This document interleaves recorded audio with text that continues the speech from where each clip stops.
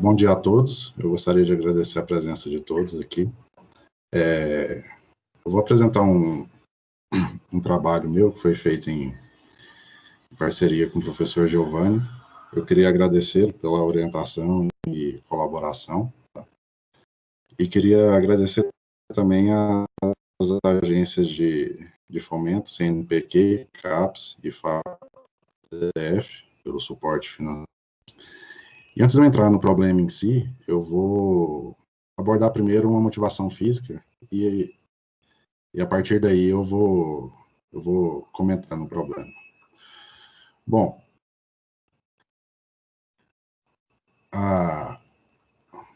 um foco de estudo tem sido bastante estudado durante décadas, é a equação de Schrödinger, que é essa aqui. Para quem não conhece, popularmente é o cara do gato, tá? É o mesmo cara. E essa equação de Schrödinger aqui, ela é objeto de estudo relacionado à física quântica. E ela está relacionada a vários problemas, como óptica linear e física de plasmas. E uma coisa que se sabe da equação de Schrödinger é que quando eu estou interessado em... Observe que aqui na equação eu tenho dependência do tempo, né? Só que se eu estiver interessado em funções, soluções dela que não dependem do tempo, que são chamadas de standing wave, eu sei que soluções que são independentes do tempo estão associadas com essa equação elíptica aqui, que envolve o Laplaciano, tá? Bom, essa equação, ela tem, além do interesse matemático, tem um interesse físico, né, por trás dela, que seria de procurar soluções que satisfazem essa equação, mas além do interesse por trás da existência de solução, é saber o comportamento quando há solução quando esse parâmetro epsilon aqui, que envolve a constante de Planck e a massa do objeto, quando esse parâmetro aqui ele vai para zero, tá? Saber o que acontece com as soluções quando esse parâmetro vai para zero. Bom, fisicamente, isso significa que descreve o comportamento de soluções quando ela passa da mecânica clássica para a mecânica quântica. E esse estado é chamado de estado semiclássico. Bom, do ponto de vista matemático, essa equação aqui, eu vou comentar 3 aspectos dela, ela pode ser abordada de 3 maneiras, né? Você pode considerar várias hipóteses sobre a função f, como subcrítica, que vai ser o caso considerado aqui, crescimento crítico, você pode considerar f trocando de sinal, f positiva, pode considerar f com comportamento descontínuo, que inclusive o professor Giovanni tem trabalho nesse sentido. No ponto de vista do potencial, você pode considerar também uma gama de hipóteses sobre o potencial. Você pode considerar ele longe da origem, com ínfimo positivo, coercivo. Você pode considerar hipóteses globais, hipóteses locais, definir alguns tipos de decaimento. E pode considerar ele trocando de sinal também, que foi que a professora Liliane disse na palestra dela, o trabalho que ela realizou. Pode estudar quando o funcional é só não negativo. E do ponto de vista do operador, também existem vários trabalhos, como, além do Laplaciano, você pode ter o P-Laplaciano, P e Q-Laplaciano, fracionário, operadores quase linear.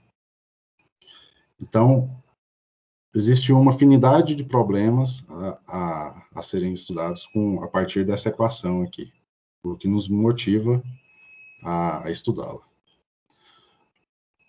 Bom, aqui eu vou comentar apenas 2 hipóteses sobre o potencial V, que a primeira é uma estudada inicialmente por Rabinowitz, nesse trabalho dele aqui, tá? Ele pede que o seu potencial tenha ínfimo positivo e pede esse comportamento aqui no infinito com relação ao seu ínfimo. E ele mostrou no trabalho dele que para epsilon pequeno, que aparece aqui juntamente com o operador, ele tem solução, tá? Em seguida, Yang, nesse trabalho, mostrou o comportamento dessas soluções quando o epsilon é pequeno, quando o epsilon tende a zero. Ele mostrou que os pontos de máximo dessas soluções positivas, quando aplicada no potencial, digamos que o ponto de máximo é P de epsilon. Para cada epsilon, eu tenho uma solução U de epsilon que tem um ponto de máximo P de epsilon. Então, eu aplico V de P de epsilon e ele mostrou que quando o epsilon tende a zero, a energia do potencial aplicado no máximo tende ao ponto de mínimo do funcional.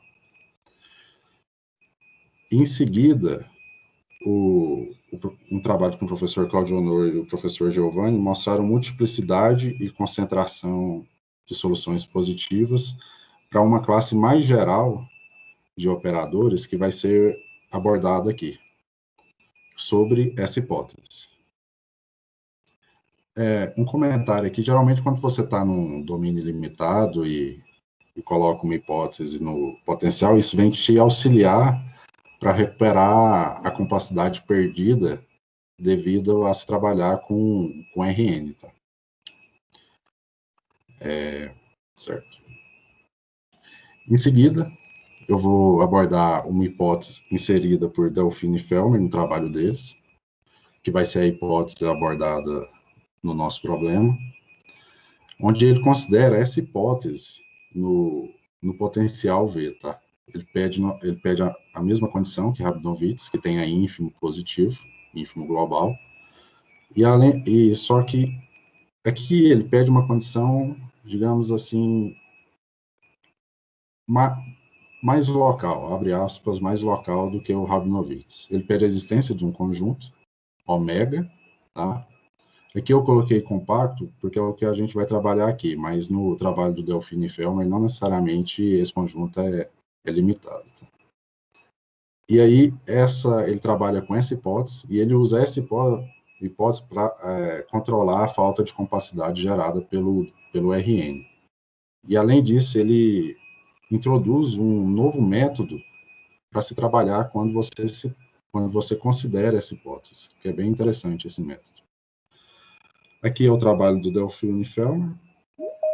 Em seguida, o professor Claudio Honor, com John Marx do e Soto, mostraram a existência e concentração de soluções positivas para considerando a hipótese de Delfino e Fellmer, quando a não linearidade ela tem crescimento crítico. Tá? Em seguida, o professor Claudio Honor com o professor Giovanni mostrou a multiplicidade de soluções positivas para esse problema, envolvendo o P laplaciano via método de penalização, que foi o método descrito por Delfino e Fellmer. Bom, aqui como eu comentei sobre sobre possíveis hipóteses sobre o potencial V, eu tenho dois trabalhos onde eu trabalho com esse método de penalização, onde lá eu não trabalho com concentração, só com existência, só que eu considero o potencial somente não negativo, ou seja, ele pode assumir valores nulos. E aí a gente consegue mostrar existência de solução. Um desses trabalhos é feito com o professor Giovanni. Tá? Aqui eu vou abordar o problema. O meu problema que eu vou estudar é esse, é um problema quase linear, um problema que ele é não homogêneo. Ele envolve essa função A e essa função B. Aqui eu tenho o potencial, a não linearidade, e o espaço natural de se trabalhar é esse, devido à natureza das funções A e B. Aqui as condições são o epsilon positivo, essa relação entre as potências P e Q e a dimensão maior ou igual que 3.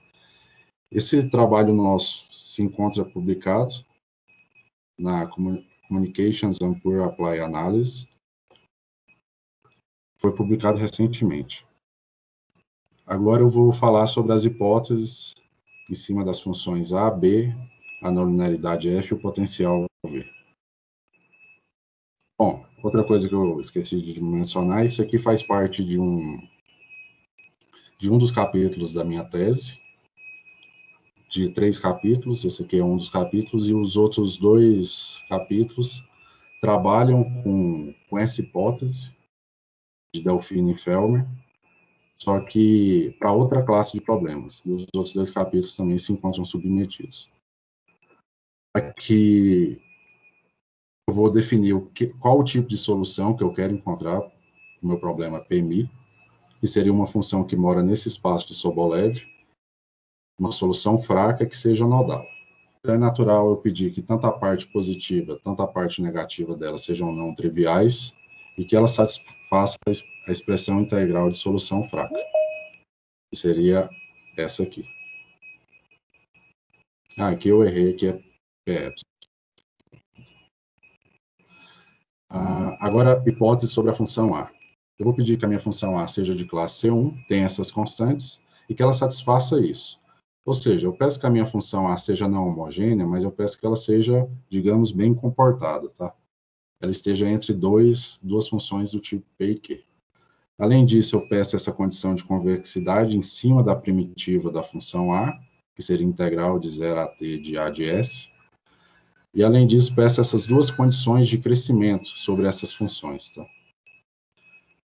Por um cálculo direto da função A3, a gente tem essa relação entre a função A e sua derivada, e, consequentemente, essa relação entre a primitiva de A e a função A. A função B, eu vou pedir basicamente as mesmas hipóteses na função B, um bom comportamento, mesmo ela não sendo homogênea, condição de convexidade na função B, condição de essas 2 condições de crescimento sobre essas funções, e eu vou conseguir a mesma propriedade que eu obtive anteriormente. Bom, falar de forma abstrata dessa função A parece muito vago, né? Mas essas funções A e B, elas generalizam uma classe de problema muito grande. Como, por exemplo, se eu considerar as funções A como sendo A igual a 1 e B igual a 1, eu tenho que as condições são verificadas e meu problema passa a ser o problema P laplaciano. Que aí, quando P é igual a 2, eu passo a ter o laplaciano. E aí a gente pode citar esses 2 trabalhos aqui, onde o professor Claudio Honor, junto com Soares, mostrou a existência de solução nodal, juntamente com o resultado de concentração, para o caso laplaciano, considerando aquela mesma hipótese utilizada por Delfino e Fellmer. Em seguida, Alves e Figueiredo mostraram a existência e concentração de solução nodal para o P laplaciano. Só que, diferente do que a gente vai fazer aqui, no caso deles, eles conseguiram mostrar que o domínio, o ômega, na hipótese de Delfino e Fellmer, também era ilimitado. No nosso caso aqui vai ser limitado. Outra classe de problemas que as funções A e B generalizam são estas. Considerando A e B essas funções, eu tenho um problema do tipo P e Q, laplaciano. Considerando A e B essas funções, eu tenho essa outra classe de problema. E considerando essas funções, eu tenho mais essa outra classe de problema, que a função A engloba. Isso mostra que as funções A e B têm uma grande relevância do ponto de vista matemático, como do ponto de vista físico, tá? Bom, agora as hipóteses sobre a função a não linearidade f. Eu vou assumir que f seja de classe C1. Eu vou pedir essa condição na origem para a derivada, tá? Pode parecer estranho pedir a condição na origem para a derivada, mas como aqui a gente vai estar trabalhando com solução nodal, a gente vai ver que a gente vai trabalhar, a gente vai perder muita coisa e vai ter que pedir um pouco a mais para poder superar essa dificuldade imposta.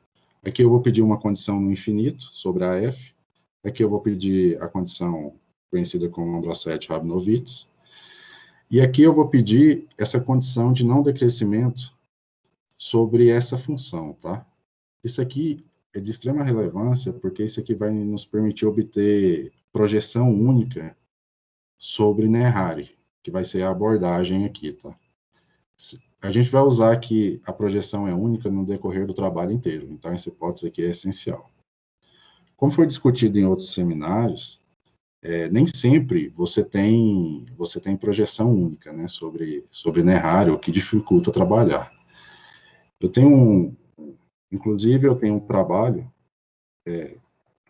foi submetido recentemente, em parceria com o professor Giovanni e com o professor José Carlos, da Universidade do Tocantins, que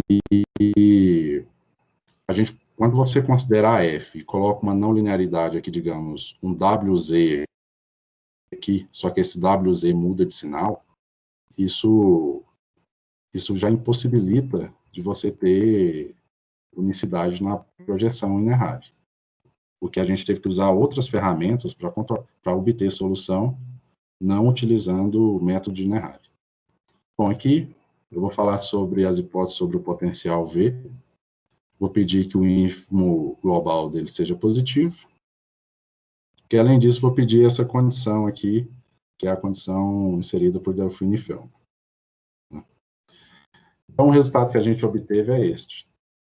Uma vez satisfeitas as condições sobre as funções A, B, F e o potencial V, então a gente vai conseguir um epsilon zero, tal que o problema P epsilon, ele tem solução para todo epsilon nesse intervalo, de 0 a epsilon zero. Tá? Uma solução nodal. Além disso, essa solução nodal, ela vai possuir ponto de máximo e mínimo e vai ter essa propriedade, que é o resultado de concentração. Ou seja, quando eu aplico o ponto de máximo e mínimo da solução nodal no potencial e faço o epsilon tender a zero, o potencial tende para o ponto de ínfimo. E, além disso, para esse operador aqui, nós conseguimos provar que as soluções, elas têm decaimento exponencial em função dos pontos de máximo ou mínimo. Isso aqui não é exclusivo desse operador. Aqui eles conseguem provar decaimento exponencial para o Laplaciano e para o P Laplaciano, mas para o nosso, que não é homogêneo, a gente também conseguiu provar isso, tá? Com muita conta, mas conseguiu provar. Então, qual que é o plano aqui? Bom, primeiro, a gente vai definir um problema auxiliar, que vai utilizar o método de penalização de Delfino e Feldman, para definir esse problema auxiliar, que vai auxiliar a gente para contornar a perda de compacidade gerada pelo RN. Em seguida, vamos encontrar a solução nodal para o problema auxiliar, depois mostrar resultado de concentração para a solução nodal encontrada, e depois a gente vai mostrar que para epsilon pequeno, soluções nodais do problema auxiliar, na verdade, são soluções nodais do problema principal, P epsilon. E, por último, a gente mostra que as soluções para epsilon pequeno possuem decaimento exponencial. Bom, aqui a gente vai fazer uma mudança de variável, z igual a epsilon de x, para facilitar as contas, facilitar no sentido estético, tá? Ficar melhor de se ver as contas. Aqui eu vou, porque o epsilon ele se encontra no operador. Quando eu faço a mudança, o epsilon passa para o potencial.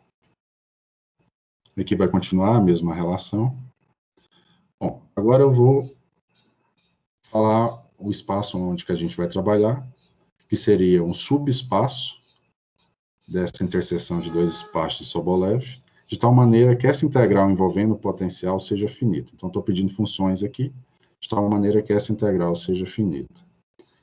Esse espaço, com essa norma, definida dessa maneira, ele é um espaço de Banach, e, além disso, conseguimos também definir esse operador associado a esse problema. Não é esse operador que a gente vai trabalhar, tá? Mas a gente consegue esse operador definido para esse problema. Bom, agora o método de penalização. O que eu vou fazer aqui? Eu vou, considerando as hipóteses sobre as funções f e o potencial v, eu vou conseguir um beta e um eta, de tal maneira que ele satisfaz essas propriedades aqui. Tá?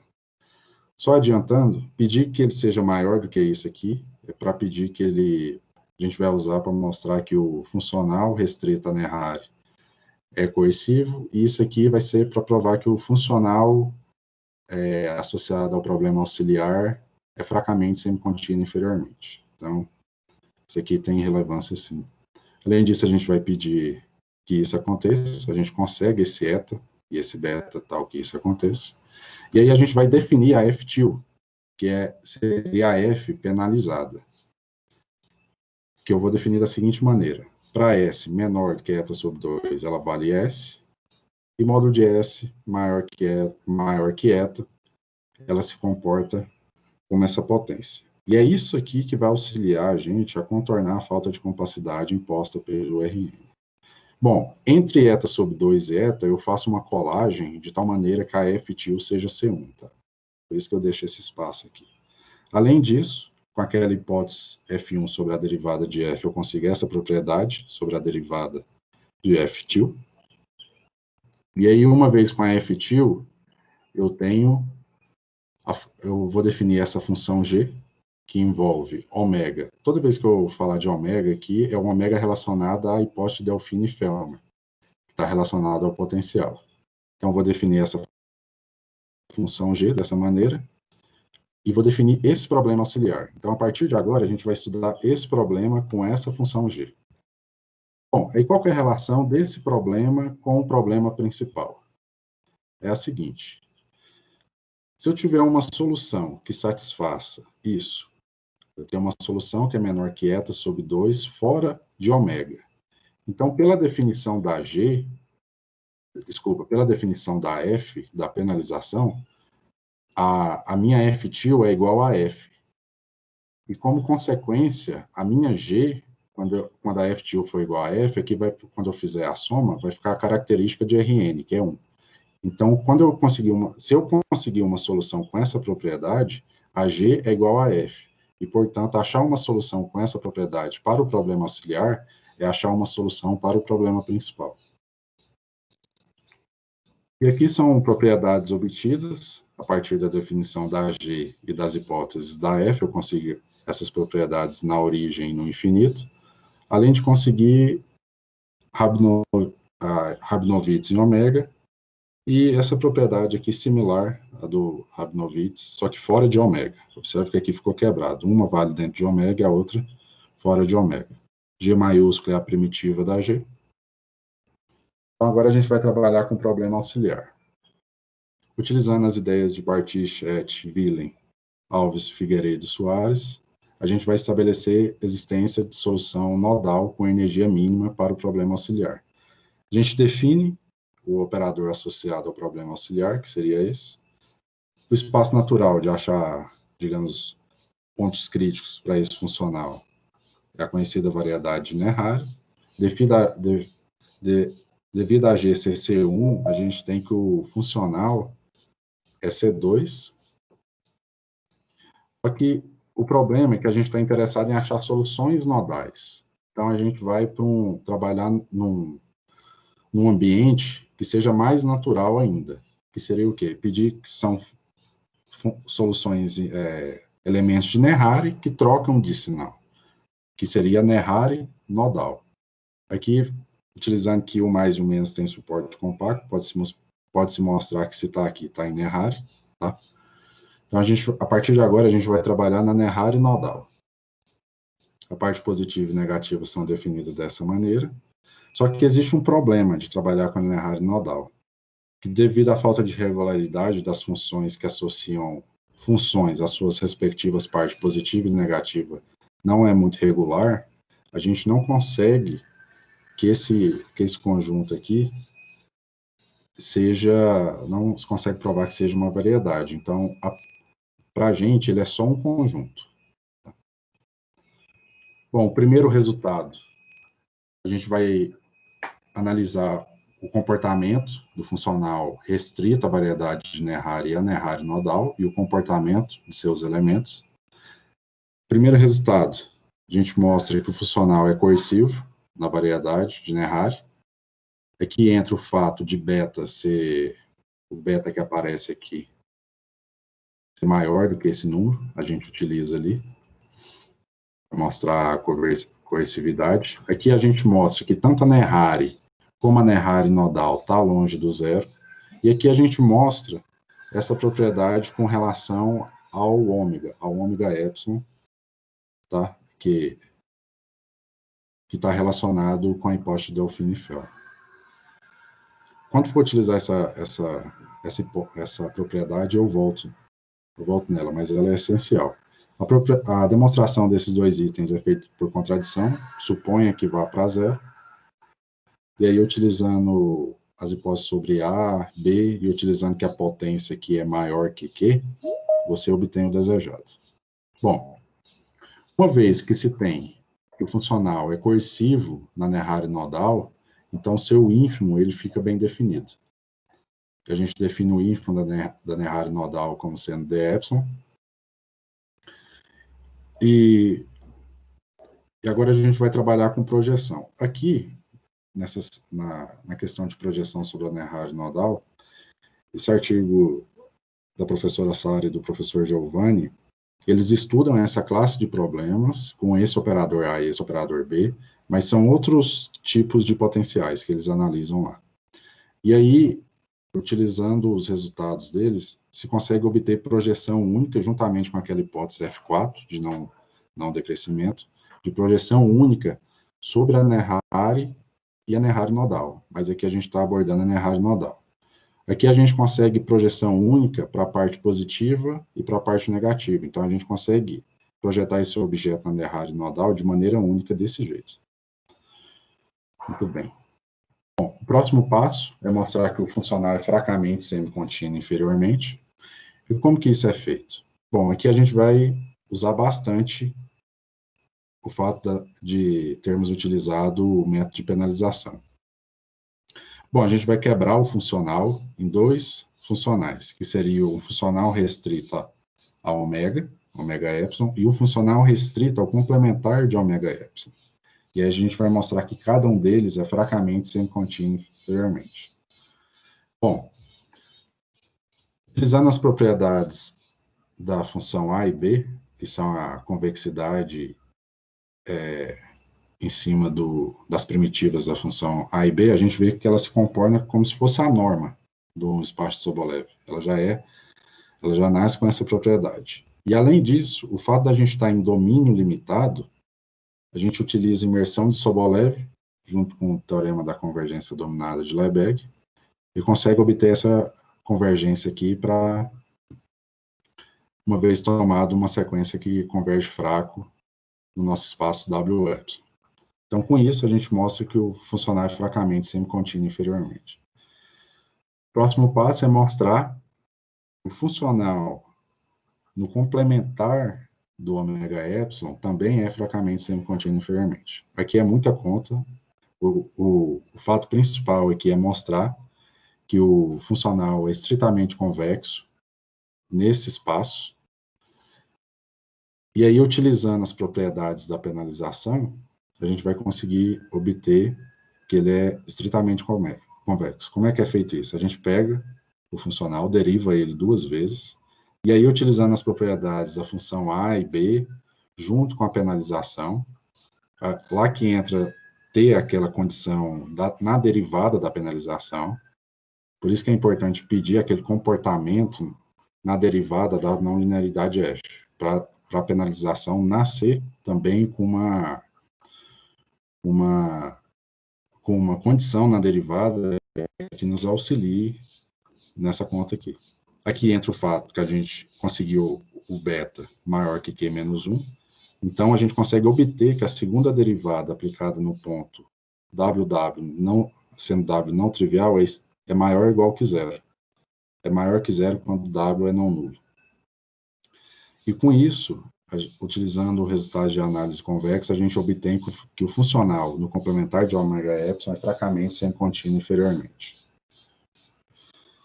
Bom, é o teorema com relação ao problema auxiliar. Primeiro a gente vai mostrar a primeira parte dele, que seria a existência de solução nodal para ele, e depois a gente vai fazer o resultado de concentração para o problema auxiliar. Então, como é feito isso? A gente considera, como o ínfimo está bem definido e o funcional é coercivo na Néhari nodal, a gente vai conseguir uma sequência minimizante limitada, e como consequência a parte positiva e negativa é limitada, e a gente obtém esses limites fracos. Utilizando que essas aplicações que associam a parte positiva e a parte negativa de uma função são contínuas de LR em LR, a gente obtém essa igualdade, ponto a ponto. E aqui que entra aquele item obtido no lema 2, é esse aqui. Uma vez que o domínio é limitado, eu posso utilizar o teorema da convergência dominada de Lebesgue, mais essa propriedade, para obter que o V mais e o V menos do limite fraco são não triviais, ou seja, o limite fraco da sequência minimizante na Néhari nodal, ela troca de sinal, mas não necessariamente ela está na Néhari nodal. Aí que a gente vai usar a projeção, vai definir essa função U epsilon, que como é que é a projeção das partes positiva e negativa está na Néhari nodal, e além disso a gente tem unicidade com essa caracterização, tá? Que é similar quando eu trabalho com a Néhari. Né? Aqui, eu tenho d epsilon, que é o ínfimo. Como o epsilon está na Néhari nodal, eu consigo comparar. Aqui eu só escrevo ela dessa maneira. Utilizando que é fracamente semicontínuo inferiormente, eu passo daqui para cá. Passo de lim_sup para lim_inf para lim_sup. E aqui, como a sequência minimizante já nasce na Néhari nodal, então, tendo unicidade de projeção na Néhari nodal, e essa caracterização, eu tenho que aqui é 1. Aqui eu só reescrevo. Então, na verdade, a sequência que eu obtive aqui, ela minimiza na Néhari nodal. Então, achei uma função que assume a energia mínima na Néhari nodal. Só que resta provar que é ponto crítico, né?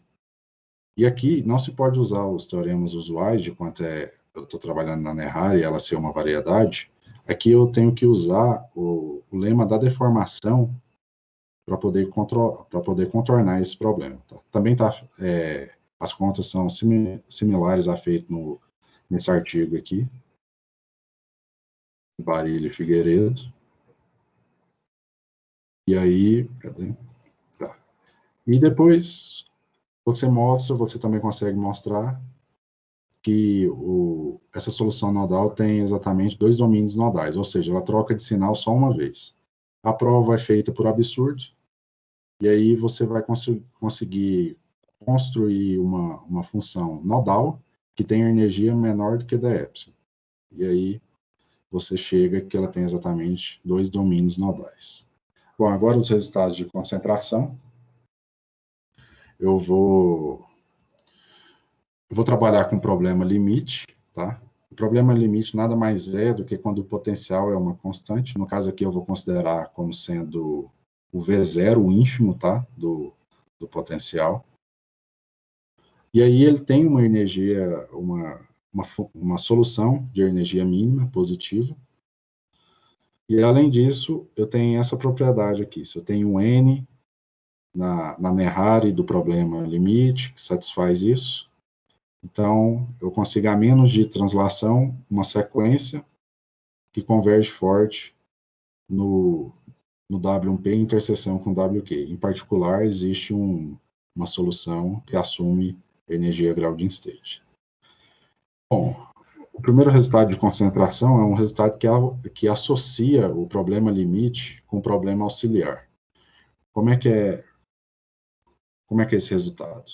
Se eu observe que a partir desse momento a gente já obteve solução para o problema auxiliar. Ou seja, para cada epsilon, eu pego um problema auxiliar, P epsilon auxiliar, e eu tenho uma solução nodal de energia mínima. Tá? A partir do momento eu já tenho a existência.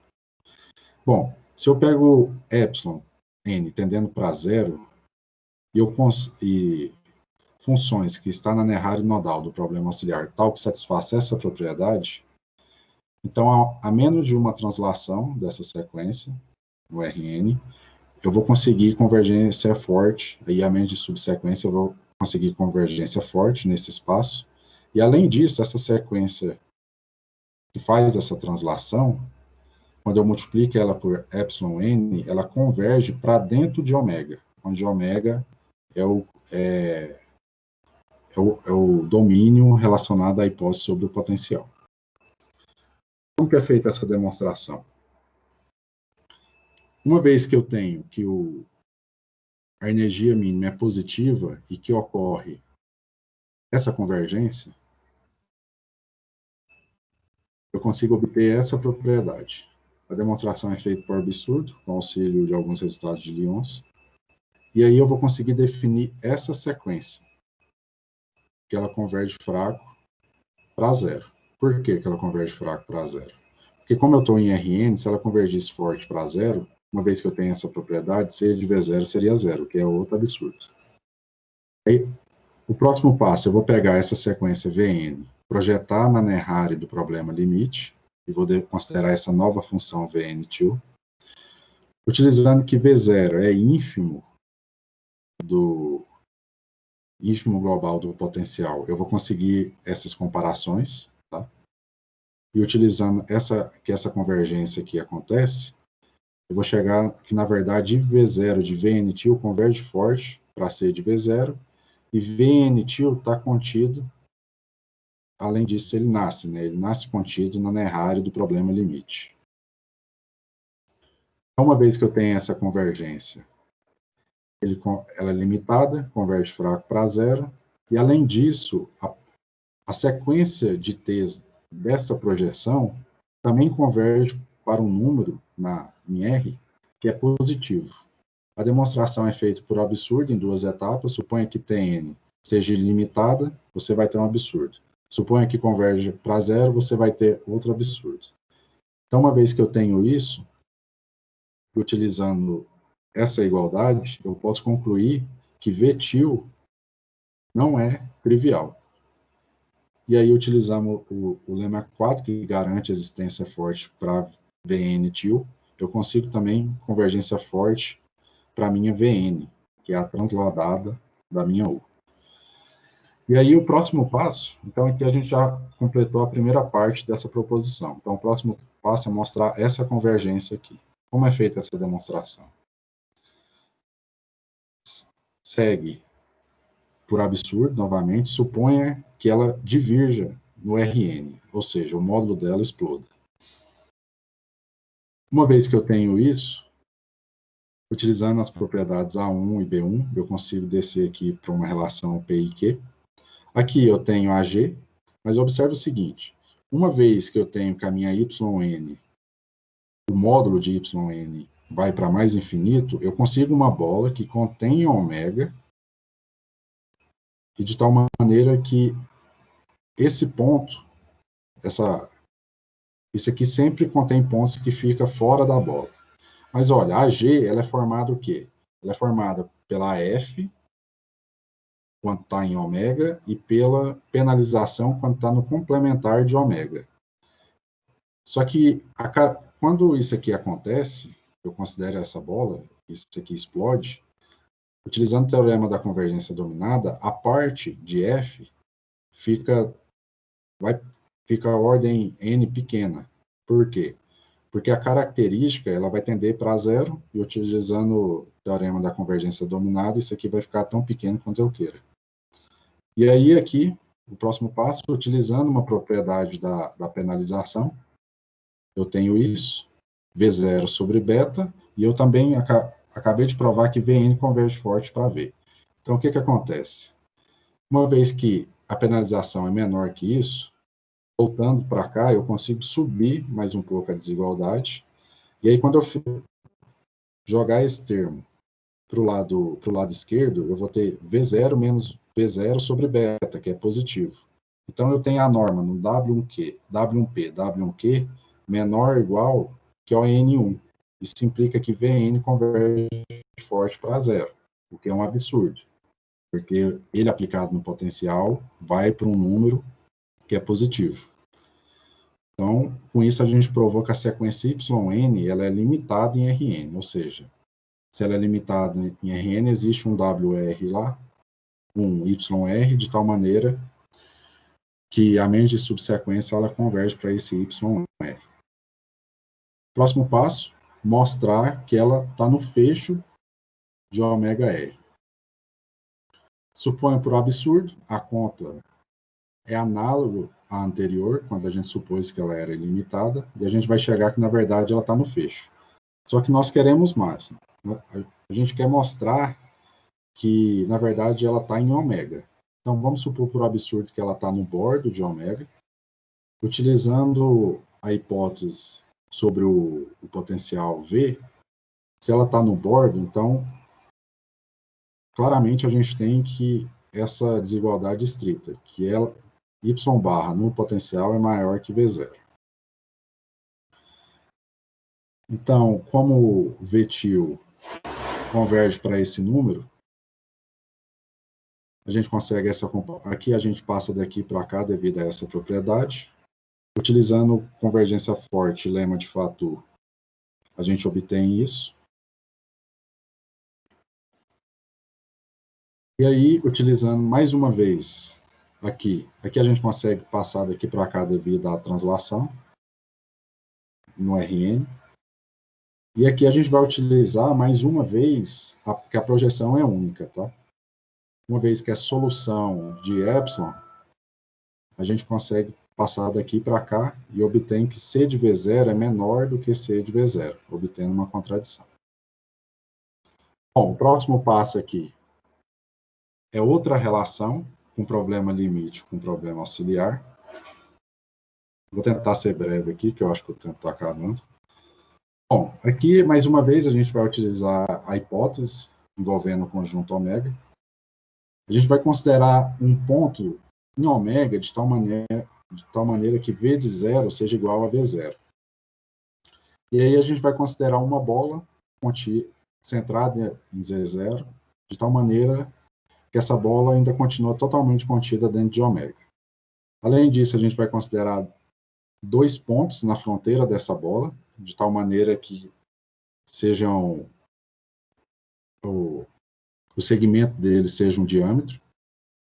E eu vou considerar 2 bolas menores ainda, centrado em cada um desses pontos, de tal maneira que essas bolas ainda continuem em ômega, e eu vou definir funções cutoff, que sobrevivem só nessas bolas centradas nesses pontos Q1 e Q2. Vou considerar o problema limite associado a esses pontos, tá? E aí eles têm solução positiva, com essa caracterização de min-max. E aí eu vou, a partir da cutoff e da solução dos problemas limites associados a esse ponto, eu vou construir essa solução. E a partir, essa função.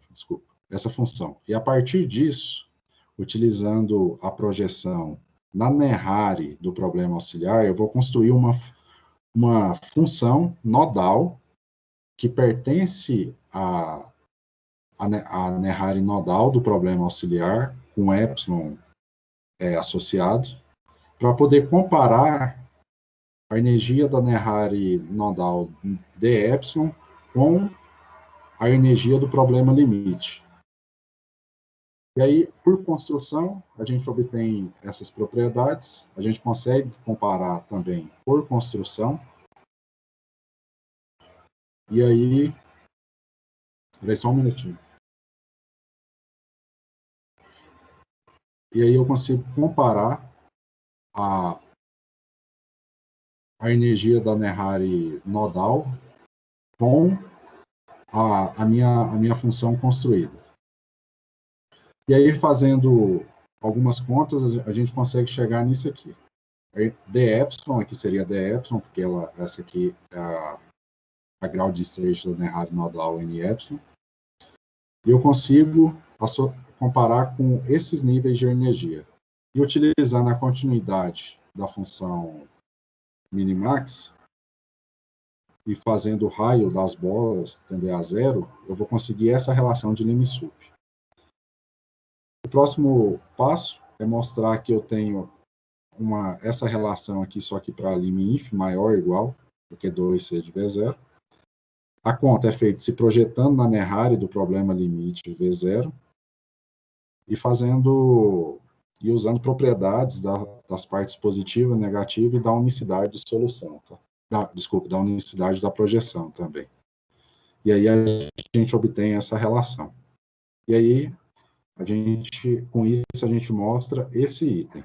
Esses dois itens, eles seguem diretamente usando propriedade das partes positiva e negativa. Tá.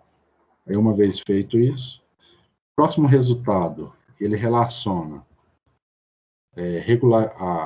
tentar encontrar certa regularidade para a solução e propriedades na norma L infinito, que é a seguinte: dado qualquer epsilon arbitrário positivo, eu vou conseguir uma bola, tal que no complementar da bola, a norma de L infinito fica menor do que epsilon.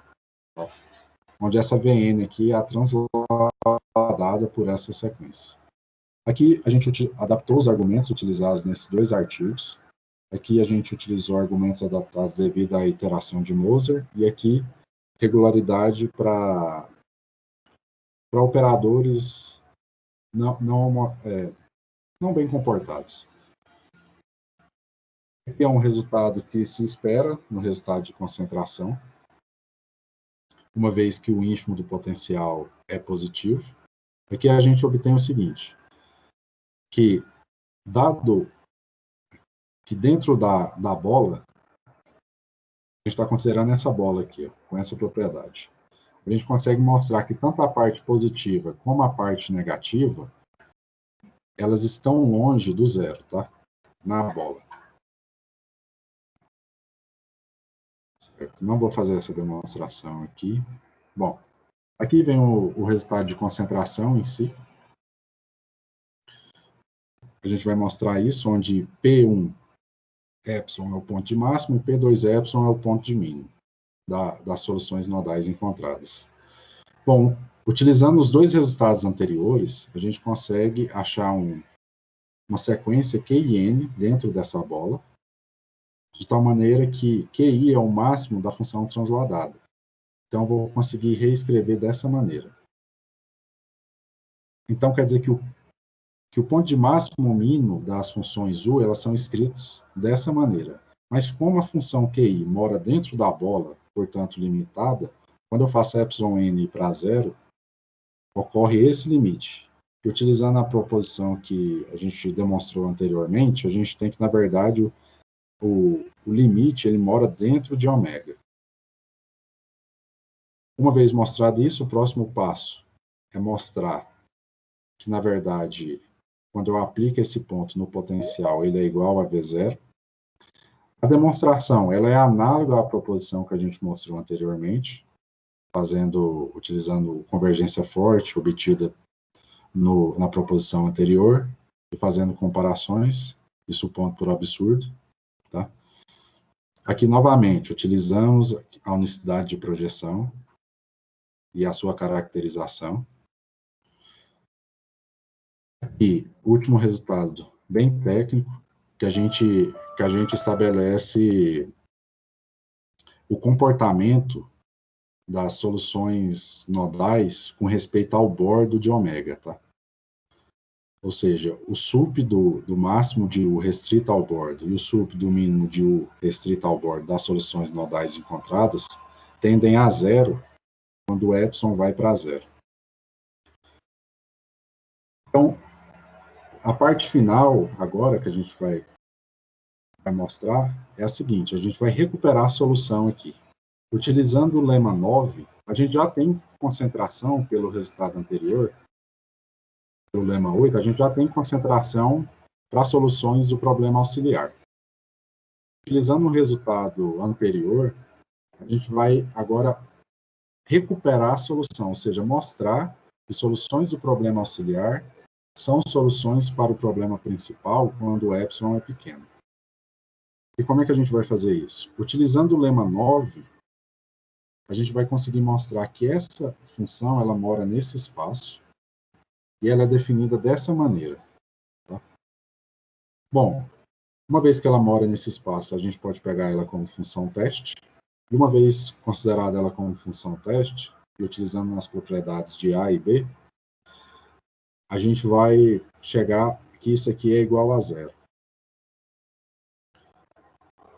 E então, a gente vai chegar que essa função aqui é zero QTP no complementar de ômega. Ou seja, a parte positiva dela é menor ou igual que eta sobre 2. De maneira análoga, a gente vai considerar essa outra função e utilizando que as funções nodais satisfazem essa propriedade aqui no bordo, a gente vai conseguir mostrar que ela mora nesse espaço, e além disso, ela vai satisfazer a mesma propriedade da outra função teste. A conta para se obter isso é análoga à anterior, e aí uma vez que a gente, e com isso aqui a gente obtém o quê? Que o epsilon é maior ou igual que menos eta sobre 2. E aí somando, a gente na verdade tem que a parte, que o módulo é menor que eta sobre 2. Mas pela definição da penalização, fora de ômega, quem sobrevive é a penalização. Só que aí, quando eu aplico a penalização, a solução na penalização, ela tem norma menor que eta sobre 2 no complementar de ômega. Então, a F til passa a ser igual a F, e quando eu somo as duas características dá 1, e, portanto, a minha função G é igual a minha F em todo Rn. E com isso, eu finalizo a parte em que eu mostro que soluções do problema auxiliar são soluções para o problema principal. Então, para finalizar, eu vou mostrar o decaimento exponencial. Vou considerar uma exponencial dessa maneira, fazendo algumas contas que se encontram no artigo. A gente consegue mostrar isso para alfa pequeno. E, além disso, a gente também vai conseguir, utilizando aquele resultado devido à interação de Moser, a gente vai conseguir estabelecer essa propriedade aqui que relaciona a potencial com as soluções transladadas por essa função aqui. Aí a gente define essa φ, parte positiva e parte negativa, como sendo essa. E, além disso, a gente vai conseguir encontrar um M e um ρ0, onde esse ρ0 está relacionado à interação de Moser do lema anterior, de tal maneira que essa função é zero no fecho dessa bola. Tá? Aí o próximo passo, o que a gente vai fazer? A gente vai pegar essa expressão, subtrair com esta, para mostrar o decaimento exponencial. Como é feito isso? A gente vai utilizar uma propriedade da função A, devido à convexidade, que é essa, e a gente vai definir um conjunto que é natural de não querer que as soluções estejam acima da exponencial. Observe que o último resultado aqui, ele relaciona, ela é zero aqui, nessa bola. Então, primeiro a gente vai mostrar que tem decaimento exponencial no complementar dessa bola, e depois a gente passa para o Rn todo. Como que é feito isso? Subtraindo as duas expressões anteriores, a gente obtém isso. Ou seja, essa integral, essa soma dessa integral é zero, mas não pode ser zero, porque o conjunto considerado aqui é maior ou igual que zero, então a medida desse conjunto tem que ser nula. Ou seja, se a medida desse conjunto é nula, então quer dizer que a parte positiva e a parte negativa tem que ser menor ou igual que o exponencial fora da bola.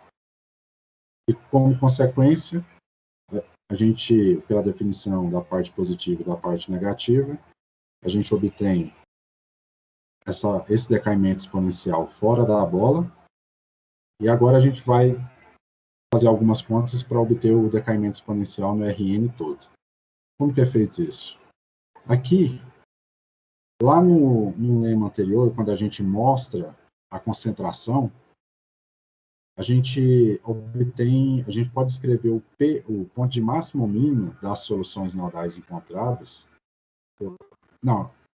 envolvendo o epsilon e um Q-epsilon que mora numa bola. Então, na verdade, a gente pode trocar essa sequência y-epsilon por essa soma aqui. E aí, utilizando a propriedade exponencial, a gente quebra. Como essa sequência ela mora dentro de uma bola, porque o ρ0 aqui está fixado. Então, isso aqui passa a ser uma constante, e a gente obtém isso. Mas note o seguinte, que isso aqui vai valer, então, depois que eu faço essa mudança de variável aqui, trocando x para z menos epsilon til, isso aqui vale para todo z menos epsilon til, que é maior ou igual que ρ0, e é epsilon pequeno. Aqui, utilizando desigualdade triangular, jogo o módulo dessa sequência para cá. Uma vez que essa y é definida dessa maneira, e a sequência y, epsilon converge, então quando a gente faz o limite tender a epsilon, a gente tem que esse cara aqui vai para menos infinito. Mas então quer dizer que a gente vai conseguir encontrar um epsilon pequeno, de tal maneira que isso aqui ainda continua válido para módulo de z maior ou igual que zero, cobrindo todo o Rn. E aí, com isso, a gente consegue o decaimento exponencial para todo o Rn, envolvendo os pontos de máximo e mínimo da solução encontrada. Aqui tem alguns trabalhos feitos na direção de existência de solução nodal. Tá?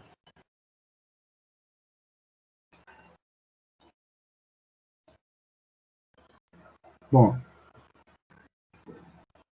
é isso. Obrigado.